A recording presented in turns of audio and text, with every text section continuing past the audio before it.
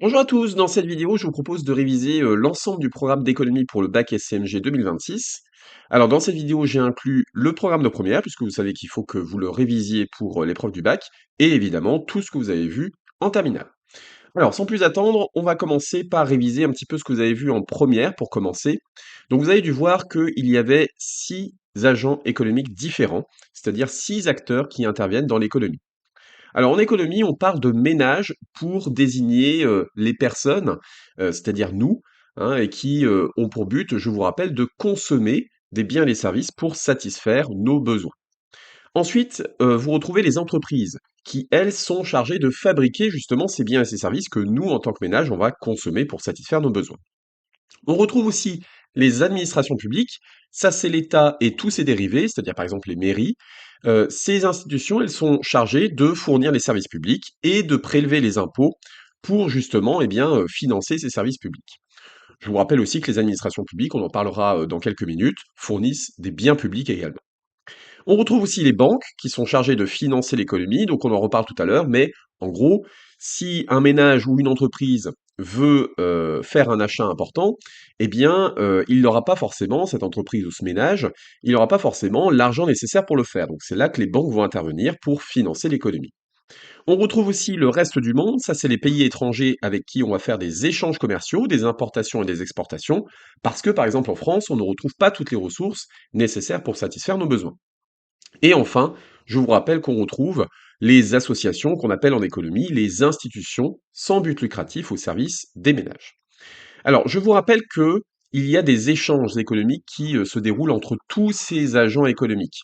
La raison pour laquelle il y a des échanges, c'est à cause du principe de rareté.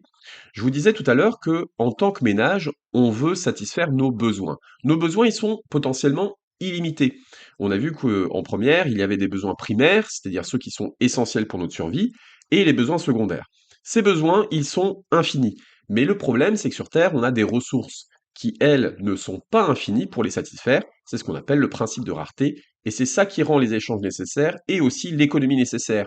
L'argent est utile pour justement limiter cette satisfaction des besoins. Alors maintenant, on en vient à ce que vous avez vu en terminale, maintenant qu'on a fait cette précision. Et la première chose que vous avez dû voir, c'est l'intervention de l'État. Alors, tous les États interviennent au minimum dans les rôles que j'ai mis à gauche ici en vert. Donc tous les États interviennent pour assurer ce qu'on appelle les fonctions régaliennes, c'est-à-dire des choses que seul l'État peut faire. Alors qu'est-ce qu'on retrouve dans les fonctions régaliennes? On retrouve le service de police, c'est-à-dire la sécurité intérieure, le service de défense, c'est-à-dire l'armée, hein, la sécurité extérieure, et la justice. Pourquoi est-ce que ces fonctions régaliennes doivent être assurées par l'État et non pas par une entreprise privée? Parce que sinon, il y aurait de la corruption, il y aurait un phénomène de favoritisme. Donc c'est l'État qui doit assurer ces fonctions régaliennes. En échange, évidemment, pour les financer, ces fonctions régaliennes, l'État doit prélever des impôts auprès de ses citoyens. Un État qui n'intervient que dans ces domaines, on va l'appeler un État libéral ou État gendarme. Exemple d'État libéral dans le monde, c'est les États-Unis. Vous avez des États qui vont aller plus loin que ça, qui vont intervenir encore plus dans l'économie. Par exemple, c'est des États qui vont faire de la redistribution de richesse, pardon. C'est-à-dire, c'est des impôts qui vont être prélevés et après qui vont être redistribués aux citoyens qui en ont le plus besoin. Donc, par exemple, les ménages les plus pauvres vont bénéficier d'aides de l'État. Les États qui font ça peuvent aussi intervenir dans des entreprises, c'est-à-dire qu'ils vont acquérir des actions dans des entreprises et ces entreprises vont devenir des entreprises publiques, c'est-à-dire que l'État va avoir une influence sur ces entreprises. Ces États qui, en plus des fonctions régaliennes, font ces éléments que je viens de citer, on les appelle des États interventionnistes. Si ils vont très loin dans cette intervention, comme la France par exemple, on va les appeler des États-providence. Alors pourquoi maintenant est-ce que l'État intervient dans l'économie? Qu'est-ce qui fait que le rôle de l'État est essentiel? Eh bien la raison c'est que si on laisse les entreprises fonctionner librement sans que l'État n'intervienne, il y a des défaillances de marché, c'est-à-dire des situations économiques qui ne sont pas optimales et qui vont donc poser problème. Alors, il y a 4 défaillances de marché qu'il faut connaître. La première, c'est que si l'État n'intervient pas, il y a trop d'asymétrie d'information. Par exemple, les consommateurs n'auront pas accès aux informations sur les produits qu'ils vont acheter. Donc trop d'incertitudes. Deuxième problème, deuxième défaillance de marché qui explique la nécessité d'intervention d'État, c'est les entreprises, si on les laisse librement sur le marché, elles ne produiront jamais de biens publics. Donc par exemple, les biens publics, c'est des lampadaires que vous pouvez voir dans la rue, des bancs, des parcs. Tout ça, c'est des choses que les entreprises n'ont aucun intérêt à construire. Pourquoi? Parce qu'un bien public, c'est un bien qui est non excluable par les prix, c'est-à-dire qu'on ne peut pas demander à un consommateur de payer pour son utilisation. Ça n'est pas possible. Par exemple, quand vous vous asseyez sur un banc, on va pas vous demander de laisser une pièce pour avoir utilisé ce banc. Pareil pour un lampadaire, quand vous utilisez sa lumière, si vous demandez de verser une pièce juste à côté du lampadaire, personne ne va le faire. Donc les entreprises, comme elles ont un but lucratif, elles n'ont aucun intérêt à fabriquer ce genre de produit. Les biens publics, c'est des biens aussi qui sont non rivaux, c'est-à-dire que si un ménage l'utilise, eh bien, ça n'empêche pas quelqu'un d'autre de l'utiliser également dans le même temps. Donc, pourquoi est-ce que l'État doit intervenir? C'est parce que les entreprises, naturellement, ne fabriqueront pas de biens publics. Troisième raison, c'est que la concurrence entre entreprises peut être parfois imparfaite. On retrouve par exemple des marchés dans lesquels il y a des monopoles, c'est-à-dire des situations où il y a une seule entreprise pour tous les consommateurs. Je vous rappelle que ça, en première, vous avez vu que c'est très problématique parce que ça veut dire que les consommateurs vont avoir des prix de vente beaucoup trop élevés. Et puis enfin, il y a la présence d'externalités. Ça, c'est quand un agent économique affecte le bien-être d'un autre, en bien ou en mal, sans que cet agent qui a influencé l'autre soit pénalisé ou récompensé. Donc, du coup, l'État doit intervenir pour corriger ces quatre défaillances de marché que je viens de citer. Pour résoudre le problème des asymétries d'information, l'État va créer des lois qui vont obliger les consommateurs, par exemple, à obtenir des informations de la part des professionnels. C'est ce que vous avez vu en droit. Ensuite, l'État, c'est lui qui est chargé de fournir les biens publics dont je parlais tout à l'heure. L'État va mettre en place des lois qui vont viser à démanteler les monopoles, c'est-à-dire éviter les situations où il y a une seule entreprise sur un marché. Et l'État va taxer les agents économiques qui vont avoir une mauvaise influence sur les autres agents économiques. Donc, par exemple, une entreprise qui pollue l'environnement, donc par exemple les ménages qui habitent juste à côté, elle sera taxée pour essayer de limiter cette externalité. Alors, deuxième élément que vous avez vu par rapport à l'État, c'est comment est-ce qu'on mesure sa production totale. En première, vous avez dû voir la notion de PIB. Le PIB, c'est le produit intérieur brut. Ça représente tout ce qu'a produit un État au cours d'une année. C'est-à-dire qu'on prend l'ensemble des entreprises, l'ensemble des organisations publiques, et on regarde tout ce qu'elles ont produit pendant l'année. On fait la somme de tout ça, ça nous donne le PIB. Le PIB, une manière de le calculer, c'est de faire la somme des valeurs ajoutées de toutes ces organisations que je viens de citer, plus les impôts. À quoi sert le PIB? Vous avez dû voir en première qu'il sert à mesurer trois choses. La première, c'est ça sert à mesurer la puissance d'un pays.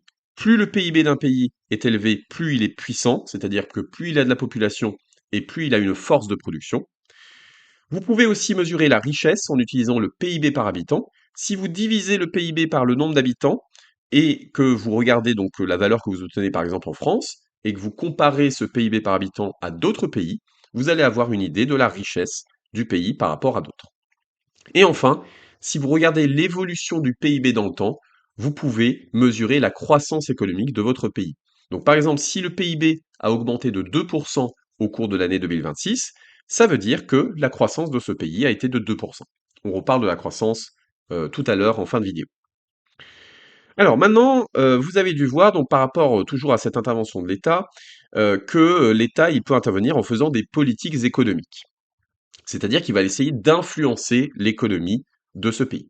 Alors, avant de voir ce que l'État peut faire, on va regarder comment ça se passe au niveau des cycles économiques, c'est-à-dire on va regarder comment le PIB il évolue dans le temps. Alors, quand le PIB augmente pour une durée assez longue, on parle d'expansion économique. À l'inverse, quand il évolue dans le négatif pour une durée assez longue, on parle de dépression économique. Si par contre, cette baisse du PIB, elle est relativement courte, on parle de récession. Une récession en économie, c'est une baisse du PIB pendant au moins 2 trimestres consécutifs. Alors nous, en économie, on n'aime pas ça. On n'aime pas ces cycles-là qui sont extrêmement importants. Vous voyez, il y a des sortes de bosses dans la courbe. On veut, nous, que la courbe, elle soit en augmentation, évidemment, parce qu'on veut de la croissance économique, on veut que le PIB augmente, mais on veut qu'il augmente de manière régulière. Donc c'est là que l'État a un rôle à jouer, en essayant d'utiliser donc des politiques économiques pour faire en sorte que cette courbe soit la plus droite possible et légèrement en augmentation. Alors pour ça, l'État donc il doit faire des politiques économiques qui sont de deux sortes. On retrouve les politiques économiques conjoncturelles et les politiques économiques structurelles. Quelle est la différence entre les deux? C'est en fait le temps, la durée de ces politiques. Les politiques économiques conjoncturelles, vous voyez, ça commence par un C, hein, donc moi ce que je dis à mes élèves, c'est que du coup, vous pouvez retenir que c'est du court terme, hein, puisque court terme commence par C également. Donc les politiques économiques conjoncturelles, c'est des politiques sur un nombre d'années très limité, hein, en général moins de 5 ans, et on les appelle aussi des politiques d'offre et de demande. Donc c'est des politiques qui vont viser, on va le voir, hein, à augmenter l'offre, augmenter la demande ou la réduire. Vous avez aussi les politiques économiques structurelles, qui, elles, sont des politiques de long terme, c'est-à-dire qu'on cherche à améliorer l'économie, mais sur un horizon temporel de plus de 5 ans. Ça va être par exemple les politiques de la concurrence, je vous disais tout à l'heure que ça peut être par exemple des lois qui vont inciter à la concurrence sur certains marchés, des politiques d'innovation aussi par exemple. Alors nous, en STMG, on voit surtout les politiques économiques conjoncturelles. Quels sont déjà les objectifs des politiques économiques menées par l'État? Vous avez dû voir qu'il y en a 4, ce qu'on appelle le carré magique. Déjà, je vous le disais tout à l'heure, le premier objectif, c'est d'avoir une croissance économique, c'est-à-dire qu'on veut que le PIB soit en hausse dans le temps. Deuxièmement, on veut bien sûr que le chômage soit faible dans notre pays. On veut également un contrôle de l'inflation. L'inflation, je vous rappelle que c'est la hausse des prix dans le temps. Donc dans des magasins, vous allez avoir des prix qui vont augmenter chaque année, ce qu'on appelle l'inflation. On veut qu'elle soit d'à peu près 1 à 2%. Et enfin, dernier objectif des politiques économiques, c'est l'équilibre extérieur, c'est-à-dire qu'on veut avoir autant d'importations que d'exportations avec le reste du monde, avec les pays étrangers. Alors, comme politique économique conjoncturelle, vous avez dû voir pour commencer les politiques budgétaires. Donc pour expliquer ce dont il s'agit, je vais d'abord vous expliquer la notion de budget, puisque vous voyez que politique budgétaire, on entend budget à l'intérieur. L'État, il a un budget, c'est comme un ménage. Il a des revenus et des dépenses. Alors, sauf que pour l'État, on ne parle pas de revenus, on parle de recettes, hein. Mais l'idée, c'est que l'État, il a à la fois de l'argent qu'il reçoit, donc ces recettes, c'est les impôts, les taxes, les cotisations qui viennent des ménages et des entreprises, et il a des dépenses. Ces dépenses, alors on en parlait tout à l'heure, il y a les services et les biens publics, il y a le traitement des fonctionnaires, c'est-à-dire des personnes qui travaillent pour l'État, et puis, évidemment, il va fournir des aides financières à certains ménages. Donc voilà, les principales dépenses de l'État. Si jamais l'État a plus de recettes que de dépenses, on parle d'excédent. Si jamais il a plus de dépenses que de recettes, on parle de déficit. La France, depuis plus de 50 ans, est régulièrement en déficit, c'est-à-dire que la France a plus de dépenses que de recettes. Le problème de cette situation, c'est que quand on accumule les déficits, eh bien, on doit emprunter de l'argent puisqu'on perd de l'argent, et donc ça crée de la dette. Donc l'endettement de l'État français, il est réel. Alors maintenant, pour vous expliquer comment l'État peut utiliser son budget pour influencer l'économie et donc l'améliorer, il faut que je vous réexplique d'abord une notion que vous avez vue en première, qui est la notion de revenu des ménages. Donc nous, en tant que ménage, on a des revenus qu'on distingue avec deux sous-catégories. On a d'abord les revenus primaires. Alors les revenus primaires, c'est par exemple l'argent qu'on touche grâce à notre rémunération, donc le salaire par exemple à cause de notre travail. Notre capital, c'est-à-dire les propriétés, donc c'est-à-dire ce qu'on possède, nos biens meubles et nos biens de type immeuble. Donc par exemple, si vous possédez un appartement que vous louez à quelqu'un, vous allez toucher des loyers grâce à ça. Si vous possédez des actions dans une entreprise, vous allez toucher des dividendes. Et puis, certains ménages ont leur propre entreprise, donc les entrepreneurs individuels, ils touchent des revenus mixtes. On touche aussi, en tant que ménage, des revenus de transfert. Ça, c'est les aides qui viennent de l'État, notamment de la sécurité sociale.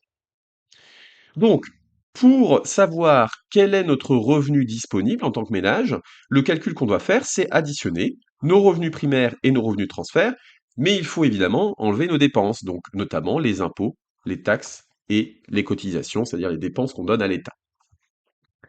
Alors là, ici, il y a une notion essentielle en économie qu'il faut comprendre, c'est la notion de pouvoir d'achat pour les ménages. Notre pouvoir d'achat, il dépend du revenu et de l'indice des prix. Notre pouvoir d'achat, c'est quelle quantité de biens je peux acheter dans les magasins, par exemple, grâce aux revenus que j'ai. Donc, notre pouvoir d'achat, il va dépendre à la fois de notre revenu, évidemment, mais il va dépendre aussi de à quel point les prix en magasin sont chers. Donc, ça va dépendre de votre revenu et de l'inflation. Donc, ça veut dire quoi? Ça veut dire que si mon revenu il augmente, mon pouvoir d'achat augmente. Si les prix augmentent en magasin, mon pouvoir d'achat diminue. Donc, l'État, pour faire en sorte que les ménages aient plus de pouvoir d'achat, il doit se débrouiller pour que l'inflation soit la plus faible possible et que leurs revenus augmentent. Je vous rappelle que les ménages, ils utilisent leurs revenus pour deux raisons différentes. Soit ils peuvent le consommer, soit ils peuvent l'épargner. L'épargne, il peut y avoir deux justifications. Il y a l'épargne de précaution, c'est-à-dire, c'est, en gros, vous épargnez parce que vous êtes prudent, vous pensez qu'il peut vous arriver quelque chose à l'avenir et donc pour vous prémunir contre ce risque, vous épargnez. Et autre raison d'épargner, c'est la consommation future. Vous pensez que dans quelques années, vous allez faire un achat très important et donc vous mettez de l'argent de côté pour faire cet achat futur. Alors maintenant que je vous ai reprécisé, tout ça, qui vient donc du programme de première, donc voyons le lien avec le rôle de l'État et sa politique budgétaire. L'État, je vous disais tout à l'heure qu'il a des recettes qui viennent des impôts et des taxes et des cotisations. Il a aussi des dépenses avec, par exemple, donc les services publics qu'il fournit à la population. Première hypothèse, si l'État décide d'augmenter ses dépenses et de diminuer ses recettes, qu'est-ce qui va se passer? Bah, par exemple, si l'État diminue ses recettes, il diminue du coup ses impôts, ses taxes et ses cotisations. Donc qu'est-ce qui va se passer chez les ménages? Les ménages, ils auront du coup plus de revenus disponibles, puisque je vous rappelle que le revenu des ménages, il dépend justement de ses impôts, ses taxes et ses cotisations. Plus les impôts sont faibles, plus forcément le ménage il aura de revenus, et donc plus il aura de pouvoir d'achat. Donc du coup, si l'État fait ça, ça va augmenter l'activité économique parce que les consommateurs, comme ils savent qu'ils ont plus de budget, comme ils savent qu'ils ont plus d'argent, ils vont davantage aller dans les magasins pour consommer des biens et des services. Donc, si l'État augmente ses dépenses et diminue ses recettes, ça va augmenter l'activité économique, ce qui va augmenter la croissance. Inconvénient de cette politique, c'est que ça va créer de l'inflation parce que plus vous avez d'activité économique, plus ça fait monter les prix et ça va évidemment creuser la dette de l'État puisque bah, je vous rappelle qu'on a augmenté les dépenses et diminué les recettes, donc on s'est mis en déficit. Donc ça, cette politique-là, qui consiste à augmenter les dépenses et ou à diminuer les recettes, c'est ce qu'on appelle une politique budgétaire de relance, parce que son objectif, c'est de relancer l'activité économique. Si vous voulez faire l'inverse, vous allez faire une politique budgétaire de rigueur. Si par exemple l'État constate qu'il a un endettement trop fort, il va chercher à rembourser sa dette, il va donc diminuer ses dépenses et augmenter ses recettes. Donc il va par exemple monter les impôts, les taxes et les cotisations. Avantage de cette politique, c'est que ça va bah, déjà réduire l'inflation parce que ça va réduire l'activité économique et ça va permettre donc de mieux rembourser la dette. Problème, c'est que bah, du coup, vous avez augmenté les impôts, donc les ménages, ils ont moins de pouvoir d'achat et donc ils vont moins consommer dans les magasins, par exemple, ce qui va faire baisser l'activité économique, ce qui va donc faire reculer le PIB, ce qui entraîne un risque de récession. Alors, maintenant qu'on a évoqué la politique budgétaire, on va parler de la politique, cette fois-ci, monétaire. Avant ça, comme pour la politique budgétaire, je dois vous rappeler quelque chose que vous avez vu en première, c'est le financement de l'économie, comment ça fonctionne au niveau des banques. Alors, un peu de vocabulaire, je vous rappelle que il y a donc des agents économiques qui ont un besoin de financement, c'est-à-dire des personnes ou des entreprises qui veulent faire un achat important mais qui n'ont pas suffisamment d'argent de côté pour le faire. Donc ces personnes-là, c'est des agents à besoin de financement et elles vont donc s'adresser aux banques pour pouvoir financer leurs projets malgré le fait qu'elles n'aient pas suffisamment d'argent de côté. Elles vont emprunter de l'argent aux banques. Cet argent des banques, il vient des agents à capacité de financement, c'est-à-dire des personnes qui, elles, ont suffisamment d'argent de côté et qui le déposent à la banque. La banque, elle sert donc d'intermédiaire entre ces agents à besoin de financement et ces agents à capacité de financement, moyennant bien sûr un taux d'intérêt. Alors, comment ça fonctionne au niveau des banques? Les banques, en fait, que vous connaissez, donc par exemple le Crédit Agricole, la Société Générale, la Caisse d'épargne, en fait, elles ont une chef qui est donc la banque centrale. Cette banque centrale, elle décide de ce qu'on appelle un taux directeur. Le taux directeur, c'est ce qui va déterminer le taux d'intérêt des banques que vous connaissez. Un taux d'intérêt, je vous rappelle que c'est un pourcentage que vous allez devoir payer en plus pour rembourser un prêt. Donc par exemple, si le taux d'intérêt est à 5%, vous allez devoir rembourser la somme que vous avez empruntée plus 5% de cette somme. Pareil, ce taux d'intérêt, il peut concerner aussi les dépôts. Quand vous déposez de l'argent à une banque, eh bien, vous allez obtenir un taux d'intérêt, ce qui va vous permettre de gagner de l'argent dans le temps. Donc, par exemple, quand vous déposez de l'argent sur un livret A, il a un taux d'intérêt qui vous rapporte de l'argent dans le temps. Donc, autrement dit, la banque centrale qui achète des banques, si elle baisse son taux directeur, les banques que vous connaissez doivent baisser aussi leur taux d'intérêt. Si elle monte son taux directeur, les banques que vous connaissez doivent monter aussi leur taux d'intérêt. Alors, comment est-ce que la Banque centrale elle va pouvoir se servir de ça pour influencer l'économie? C'est très simple. Si les taux d'intérêt sont bas, forcément, du coup, l'emprunt devient plus intéressant. Donc, si vous voulez faire un emprunt pour un achat très coûteux, ça va devenir beaucoup plus intéressant que si les taux d'intérêt sont élevés. Donc, du coup, le but de la manœuvre, c'est de faire une politique monétaire de relance. Si vous faites une baisse des taux directeurs en tant que banque centrale, vous allez du coup baisser le taux d'intérêt des banques classiques. Et donc l'emprunt devient plus intéressant pour les ménages et les entreprises, qui vont donc ne pas hésiter à emprunter de l'argent pour réaliser leurs projets. Ça va donc faire augmenter l'activité économique, ce qui va créer de l'inflation, puisque je vous rappelle que plus il y a d'activité économique, plus les prix montent. À l'inverse, la Banque centrale, elle peut décider de faire une politique monétaire de stabilisation qui consiste à monter les taux directeurs. Qu'est-ce que ça va faire? Ça va faire monter les taux d'intérêt des banques. Du coup, l'emprunt devient moins intéressant et donc les ménages et les entreprises vont moins emprunter d'argent pour faire leurs projets. Il y aura donc moins d'activité économique, ce qui entraîne un risque de récession, mais ce qui aura pour avantage de faire baisser l'inflation. Et donc justement, nous en Europe, la banque centrale, elle s'appelle la Banque centrale européenne, la BCE, et son objectif principal, c'est de maîtriser l'inflation. Donc si jamais elle constate que l'inflation est trop élevée en Europe, qu'est-ce qu'elle va faire? Elle va faire une politique monétaire de stabilisation, qui va consister à monter ses taux directeurs pour faire baisser l'inflation. En l'inverse, si elle constate que le taux d'inflation est trop faible, eh bien elle va décider de baisser ses taux directeurs pour faire relancer donc l'inflation. Alors, le problème de la BCE, c'est que c'est une banque qui décide donc pour plein de pays en même temps, c'est-à-dire tous les pays de la zone euro. Et le problème, c'est qu'on a des économies très différentes. Par exemple, en France, on a un taux d'inflation qui est très différent de celui de la Grèce. Donc, ça pose un problème parce que la BCE, si elle décide par exemple de faire une politique monétaire qui consiste à faire baisser les taux d'intérêt, ça va peut-être bénéficier à la France, mais pas à la Grèce, parce que leur taux d'inflation est très différent. Donc, pour faire en sorte d'avoir des pays qui ont des taux d'inflation les plus proches possibles, des économies les plus proches possibles, eh bien, l'Union européenne recommande à ce que donc la dette ne doit pas excéder 60% du PIB de tous les pays européens et le déficit public ne doit pas être supérieur à 3%. On avance et on arrive sur le thème de la politique sociale, qui est le troisième thème que vous avez dû voir en cours de terminale. Alors, la politique sociale, je vous rappelle que, en fait, on part du principe qu'il y a des inégalités entre les ménages. Il y a des ménages qui ont plus d'argent que d'autres, du fait de leur métier, et cetera, et cetera. Il y a aussi des inégalités des chances. Selon l'endroit où vous êtes né, l'endroit où vous habitez, vous avez, des, potentiels de carrière qui sont différents. Le but de la politique sociale, c'est de gommer ces inégalités, de les enlever. Comment ça va se passer? Donc on va le voir dans le détail tout à l'heure, mais en gros, on va verser l'argent aux plus pauvres et on va le prendre aux plus riches. Alors, comment on fait ça? Première possibilité, c'est la redistribution verticale. C'est ce que je viens de vous expliquer. Les plus riches vont payer davantage d'impôts et de cotisations, et c'est les plus pauvres qui vont recevoir cet argent. Comme ça, on enlève les inégalités de revenus. Donc les deux premiers objectifs des politiques sociales, c'est de réduire les inégalités, et du coup de réduire la pauvreté, puisqu'on donne plus d'argent aux plus pauvres. Vous avez aussi la redistribution horizontale. La politique sociale, elle fait de la redistribution horizontale. Alors, il s'agit en fait de distribuer de l'argent aux personnes à qui il arrive des choses qui sont négatives. Donc, un objectif des politiques sociales, le dernier objectif, c'est aussi de lutter contre les aléas de la vie, c'est-à-dire les événements négatifs qui peuvent vous arriver par malchance.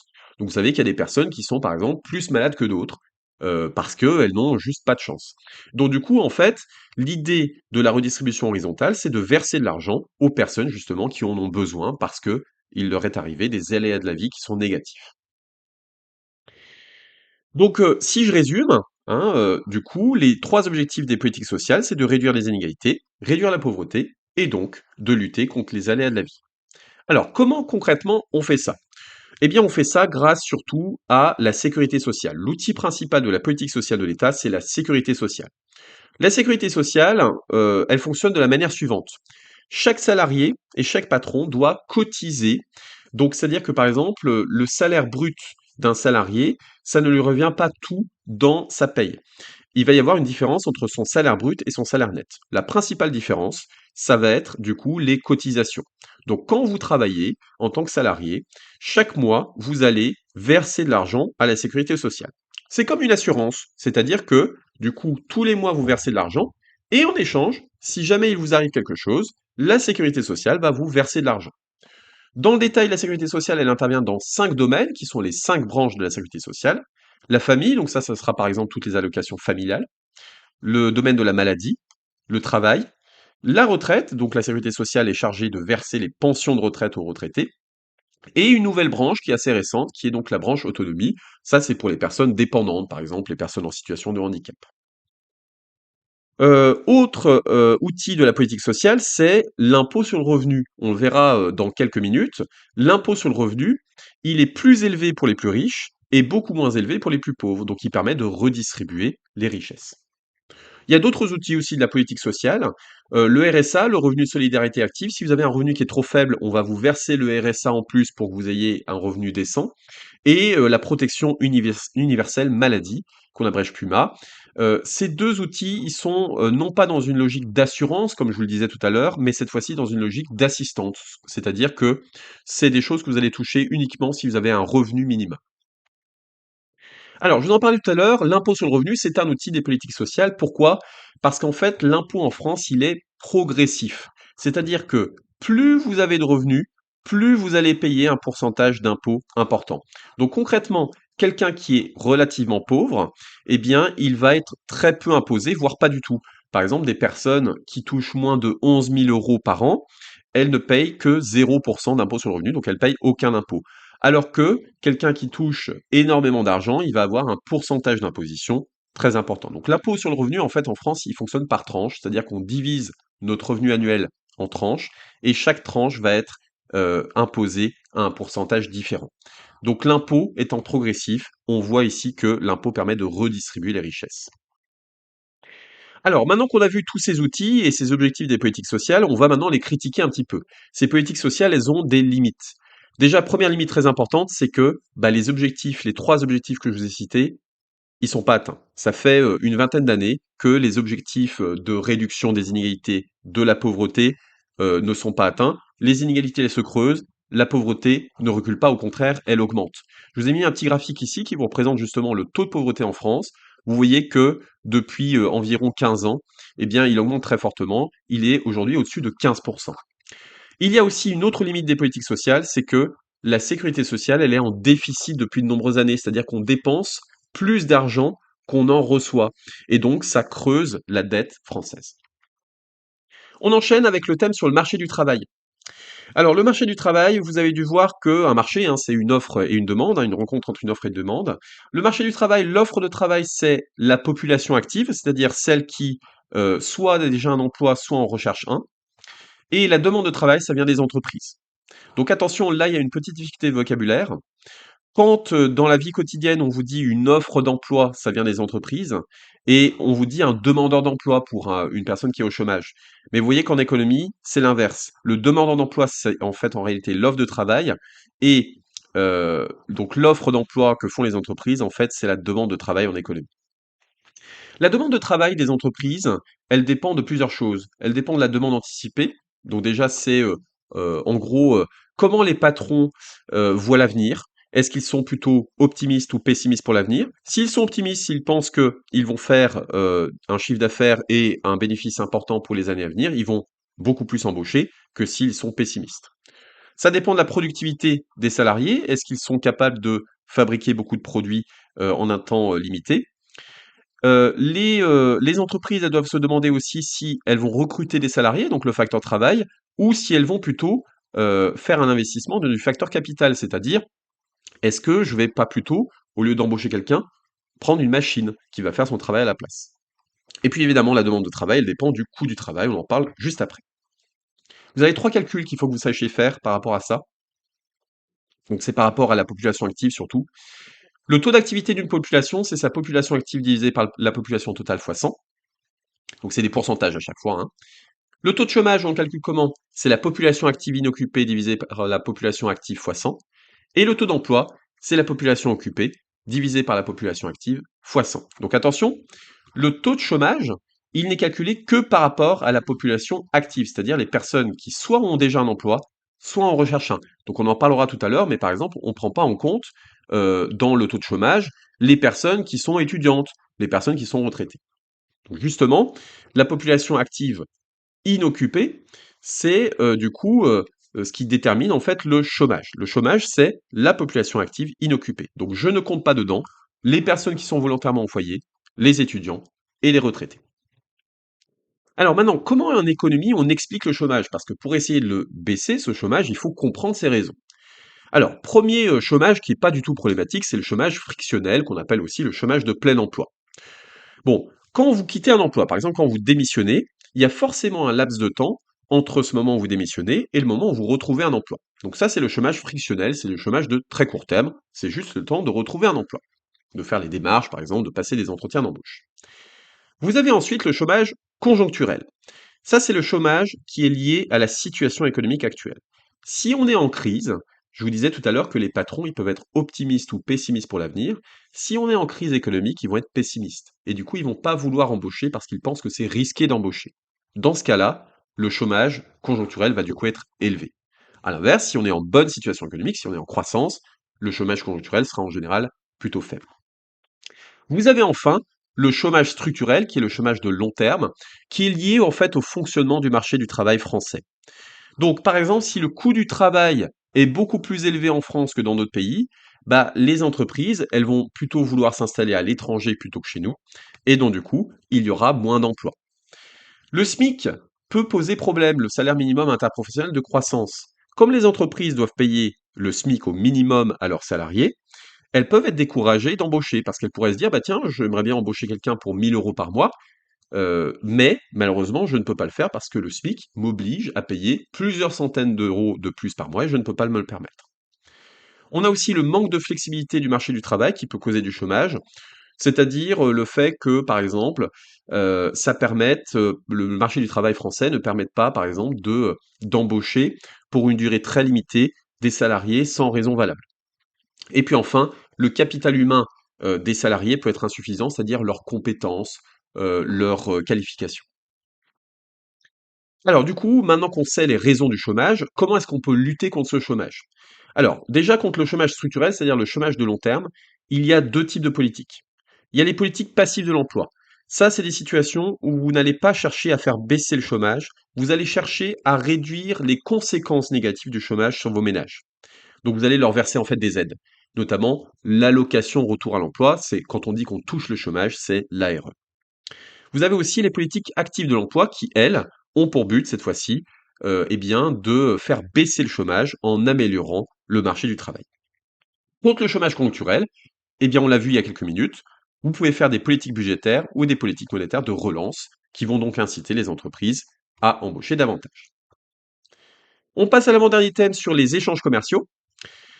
Donc je vous rappelle que quand la France envoie des produits qu'elle a fabriqués elle-même à un pays étranger, on parle d'exportation.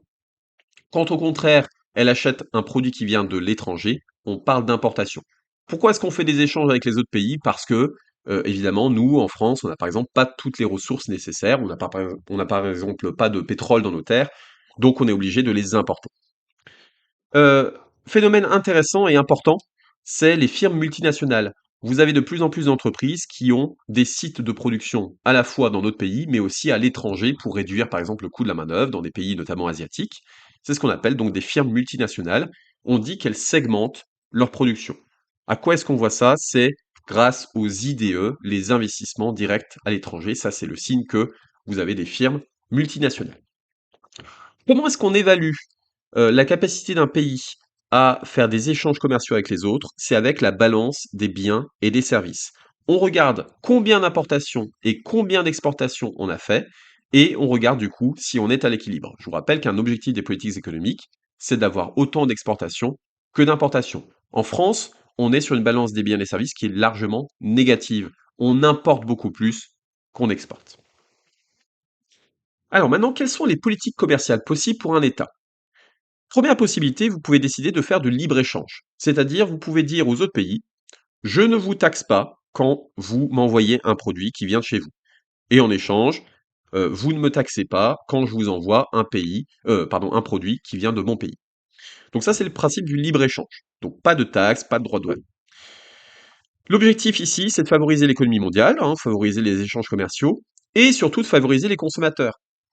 Les consommateurs, comme ils ont des produits qui viennent de partout, eh bien, ils vont forcément avoir plus de choix et aussi des prix beaucoup plus intéressants. Parce que, par exemple, vous avez des produits qui vont venir de pays dans lesquels la main-d'œuvre est beaucoup plus faible et donc, du coup, les prix sont beaucoup plus intéressants. À l'inverse, la politique commerciale contraire, c'est le protectionnisme. Le protectionnisme, ça consiste à mettre en place des droits de douane, c'est-à-dire des taxes sur les produits qui sont importés dans votre pays. Vous pouvez mettre aussi en place des barrières non tarifaires, c'est-à-dire des quotas d'importation. C'est-à-dire, vous pouvez dire, bah voilà, euh, cette année, ces produits-là, je n'en importerai que 5000. Le 5001e, eh bien, il ne passera pas ma frontière. Alors, quel est l'intérêt de faire du protectionnisme? Parce que vous allez me dire, bah voilà, ça décourage les consommateurs, ça va leur proposer du coup des prix beaucoup plus élevés. L'objectif, c'est de favoriser l'économie locale, l'économie de votre pays, parce que vous allez favoriser vos entreprises dans votre pays. Donc, dans un premier temps, ça va, par exemple, faire baisser le chômage, parce que vos entreprises locales, elles vont produire plus. Le problème, c'est que sur le long terme, ça ne fonctionne pas forcément, parce que du coup, quand vous mettez en place ces mesures-là sur les pays, sur les produits qui viennent des pays étrangers, bah, les pays étrangers, ils vont se venger. Ils vont faire ce qu'on appelle du protectionnisme de représailles. Ils vont faire pareil sur vous. Et donc, du coup, vous allez pénaliser vos propres entreprises. Alors, une politique commerciale qui consiste à faire un petit peu un mix entre les deux, c'est-à-dire un mix entre le libre-échange et le protectionnisme, c'est ce qu'on appelle la régionalisation des échanges. Les blocs régionaux, c'est par exemple l'Union européenne, l'ALENA, l'ASEAN. Ces blocs régionaux, ça fonctionne de la manière suivante. Vous avez en fait plusieurs pays qui s'allient entre eux. Donc par exemple dans l'Union européenne, bah, c'est quasiment tous les pays européens. Et entre eux, ils font du libre-échange. Par contre, quand un produit vient d'un pays qui n'est pas membre de l'Union européenne, eh bien là, il sera taxé avec des droits de douane. On fait donc du protectionnisme envers les pays qui ne sont pas membres. Alors, comment est-ce qu'on incite, les, différents États du monde à faire du libre-échange ou de la régionalisation? Eh bien, il y a une organisation, mondiale qui est donc l'OMC, l'Organisation mondiale du commerce. Quasiment tous les pays, du monde en sont membres et sa mission, c'est de promouvoir le libre-échange. Alors comment ils font ça? En fait, les pays membres, ils doivent signer une sorte de charte dans laquelle ils s'engagent à respecter donc les règles de l'OMC. Alors on retrouve parmi ces règles, par exemple, la clause de la nation la plus favorisée, qui est que, bah, si je donne en tant que pays un avantage à un autre pays, par exemple si je lui dis: «Bah, je ne te taxerai pas quand tu m'enverras, certains de tes produits», eh bien, la règle veut que vous appliquiez cet avantage à tous les autres pays. Donc comme ça aide à faire du libre-échange pour tout le monde. Si jamais il y a un conflit entre plusieurs pays membres de l'OMC qui ne sont pas d'accord, bah, par exemple si quelqu'un constate que la clause de la nation la plus favorisée que je viens de vous expliquer n'est pas respectée, il y a une sorte de tribunal qui est l'organe de règlement des différends. L'OMC organise aussi régulièrement, même si le dernier cycle de négociation a eu lieu il y a longtemps maintenant, donc des cycles de négociation qui ont pour but de faire baisser les droits de douane dans le monde. Allez, on passe au dernier thème que vous avez vu dans l'année, c'est la croissance économique, hein, je vous en parlais au début de vidéo. La croissance économique, c'est l'augmentation du PIB dans le temps. Comment est-ce qu'on peut l'expliquer, cette croissance? C'est l'augmentation de la production d'un pays, l'augmentation de la productivité des facteurs de production, notamment des salariés, c'est-à-dire qu'ils sont capables de produire plus dans un temps donné, et le progrès technique, les innovations qui permettent donc du coup de rendre justement ces facteurs de production plus productifs. Alors la croissance, c'est bien évidemment en économie, mais elle a des limites. Elle n'est pas forcément, infiniment, positive. Pourquoi? Parce que, eh bien, la croissance, ça demande des ressources Et vous le savez, sur Terre, les ressources sont limitées. Donc la croissance économique, elle peut conduire à l'épuisement des ressources. Donc il est nécessaire d'avoir une croissance qui respecte le développement durable, c'est-à-dire une croissance qui respecte l'écologie. À noter le rôle de l'économie circulaire et de l'ESS dans la croissance. L'économie circulaire, c'est l'économie qui consiste à, par exemple, encourager le recyclage pour justement limiter cet épuisement des ressources. La croissance, elle doit aussi être faite en même temps que la lutte contre la pauvreté. Alors la pauvreté, on en parlait tout à l'heure. Comment est-ce qu'on la définit en économie? On peut la définir de 2 manières. Il y a la pauvreté absolue. Ça, c'est, le fait qu'un ménage ne peut pas se payer un minimum de biens, utiles pour, sa survie. Donc c'est en gros, on va regarder si, avec son revenu, il est capable de satisfaire ses besoins primaires. S'il n'est pas capable avec son revenu de satisfaire ses besoins primaires, on va considérer que c'est un pauvre de manière absolue. La pauvreté relative, c'est en gros, on déclare que cette personne est pauvre parce qu'elle a moins de revenus que les autres. Donc en général, c'est la pauvreté relative qu'on utilise en économie. Alors le critère qu'on utilise, c'est le seuil de pauvreté. Alors, comment est-ce qu'on évalue ça? En fait, on regarde le revenu de tous les habitants du pays qu'on étudie. Et on détermine, on calcule le revenu médian. Le revenu médian, c'est le revenu tel que la moitié de la population touche moins que ça, et la moitié de la population touche plus. En France, le revenu médian est d'à peu près 2 000 euros par mois. Ça veut dire qu'il y a 50% des Français qui touchent moins de 2 000 euros par mois, et 50% qui touchent plus de 2 000 euros par mois. Qu'est-ce qu'on en fait de ce revenu médian? On prend 60% de celui-ci, et ça nous donne le seuil de pauvreté.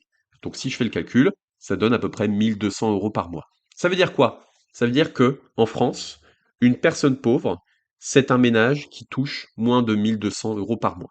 Donc ça, c'est la définition de la pauvreté relative.